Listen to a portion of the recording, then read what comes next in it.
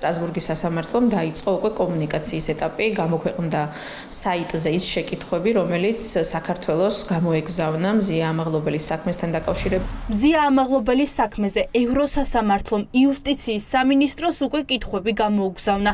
ახლა პაატასალიას პასუხებით, საქმეში არსებული მტკიცებულებებით და მზია ამაღლობელის წინასწარ პატიმრობაში გაშვების გარემოებებით დადგინდება. დაირღვა თუ არა ევროკონვენციის მე-18 მუხლი.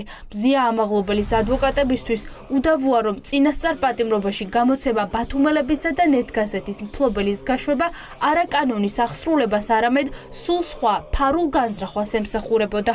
ძალიან მნიშვნელოვანი არის ის, რომ კითხვები სასამართლოს დასმული აქვს მე-18 მუხლთან მიმართებითაც. ეს არის კონვენციის ის მუხლი, რომელიც გამოიყენება, რომლის დარღვევასაც სტრასბურგის სასამართლო ადგენს ხოლმე იმ შემთხვევაში, როდესაც სახეზეა არა მხოლოდ ზოგადად მატერიალური უფლების დარღვევა, კონვენციით გარანტირებული რომელიმე უფლების დარღვევა, არამედ ეს დარღვევა განპირობებულია სხვა მიზეზებით. მაგალითად, ეს შეიძლება იყოს მიზანმიმართული დასჯის სურვილით, რომელიც კონკრეტული პირის მიმართ შეიძლება ამოძრავებდეს სახელმწიფოს და ასეთი დარღვევებით გინდება ხოლმე ისეთ დროს, როდესაც საუბარია პოლიტიკურ პატიმრობაზე და ამ მუხლის ფარგლებშიც მსჯელობის დაწყება სტრასბურგის სასამართლოს მხრიდან არის ძალიან მნიშვნელოვანი. იყო თუ არა მზია ამაღლობელის წინასწარ პატიმრობაში გაშვება პროპორციული სასჯელი.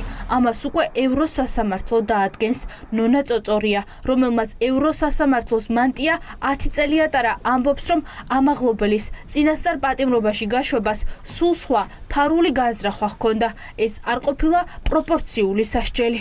ჩვენ ისედაც ძალიან კარგად ვიცით, რომ ქალბატონი მზიას მიმართ გამოყენებული ასე ვთქვათ მექანიზმები იქნება ადმინისტრაციული სამართლებრივი თუ პატიმრობა არაადეკვატურია იმ ქმედების მიმართ, რომელიც მან ჩაიდინა და ძალიან კარგად ვიცით, რომ ეს არის შურიზიების მექანიზმი პოლიტიკური მიზნებისთვის, იმისთვის რომ ის დასაჯონ. რას ნიშნავს თუ ევროსასამართლო დაადგენს ამაღლობელის საქმეზე მე-18 მუხლის დარღვევას? ამით დადასტურდება ის ეჭვები, რომელიც მანამდე არსებობდა, რომ მზია ამაღლობელი წინასწარ პატიმრობაში არა პოლიციელისთვის სილის გაწვნის გამო, არამედ საქართველოში თავისუფალი ჟურნალისტების დასაშინებლად გაუშვეს. მზია ამაღლობელის მიმართ წაყენებული ბრალი იმდენად აბსურდული და დაუსაბუთებელია, რომ სხვა ახსნა არ აქვს ამას, თუ რატომ შეიძლება იყოს ეს ბრალი წარდგენილი, თუ არა ის, რომ შეეშინდეს ჟურნალისტთა კორპუსი, იმით რომ აი მზია ამაღლობელი, რომელიც ცნობილი იყო როგორც ყველაზე ობიექტური მედიის დამფუძნებელი, მფლობელი, მმართველი, აი ესეთი ობიექტური მედიის მმართველი და დამფუძნებელი თუ შეიძლება წავიდეს ასეთი მკაცრი სასჯელით დაისაჯოს, რატო არ შეიძლება დაისაჯოს სხვა?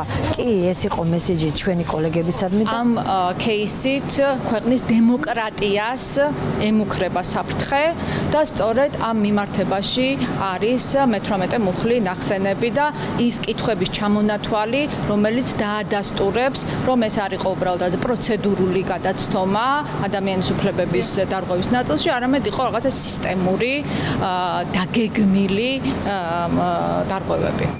თავისუფალი მედიის წარმომადგენლებს ეჭვი არ ეპარებათ, რომ მზია ამაღლობელის სამაგალითოდ დასჯა ქართულმა ოცნებამ განზრახ გადაწყვიტა. ამით სიგნალი გადასცა ყველა სხვა ჟურნალისტს, რომ თუ არ შეწყვეტენ ქართული ოცნების კრიტიკას, მათი ბოლოც ციხე იქნება.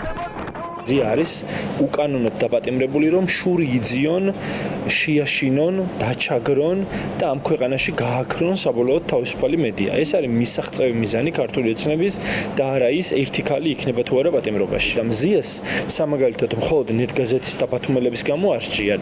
მზიას სჭიან ჩემს გამო, თქვენს გამო, ყველას გამო. ისინი ამით ახდენენ შურისძიებას მთელ ქართულ მედიაზე. ეს პოლიციის განყოფილებაში მზიას წინასწარი პატიმრობა არის დანაშაული, არის იმის დემონსტრირება, რომ ჩვენ გავაკეთებთ ყველაფერს, თუ ეს ჩვენს პოლიტიკურ ინტერესებს ემსახურება და პოლიტიკური ინტერესი იყო მედიის გაჩვენება და დაშინება. ბათუმელები რატომ გაახსენდა შემოსავლების სამსახურს და რატომ დაადეს ინკასო? იმიტომ რომ მიზანი არის, რომ ბათუმელების სრული პარალიზება გააკეთონ და მხოლოდ ბათუმელებიც არა, ბათუმელების მაგალითზე სხვები შეგვაშინონ და გვანახონ თავიანთი პოლიტიკა. მზია ამაღლობელის დაკავების შემდეგ არ წყდება წნეხი ბათუმელებისა და ნეტგაზეთის საგამომცემლო სახლზე ძველი აღიარებული დავალიანების გამო შემოსავლების სამსახურმა მათ ინკასო დაუდო და ქონება დაუყადაღა. ამ შეზღუდვამ ორი სანდო მედია გამოცემის ოპერირება კითხვის ნიშნის ქვეშ დააყენა. ხალხმა დავალიანების ძირი თანხის შეგროვება შეძლო და პირველი ტრანში ხაზინის ანგარიშზე უკვე გადაირიცხა. შემოსავლების სამსახური ახლა ამტკიცებს, რომ მზად არის ნეტგაზეთთან დავალიანების გრაფიკით დაფარვაზე შეთანხმება გააფორმოს.